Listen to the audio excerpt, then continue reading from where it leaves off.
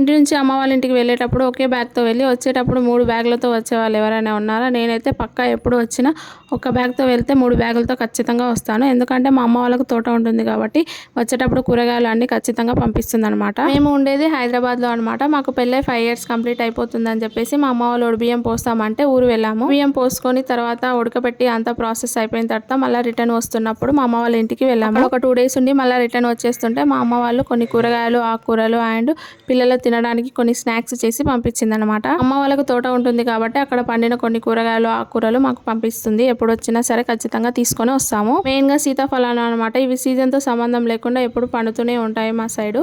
మా అమ్మ వాళ్ళ తోటలో ఖచ్చితంగా ఉంటాయి కాబట్టి ఎప్పుడు వెళ్ళినా పక్కా తీసుకొని వస్తాము. అండ్ అలాగే మా కోసం అని చెప్పేసి మామిడికాయ పచ్చడి పెట్టింది.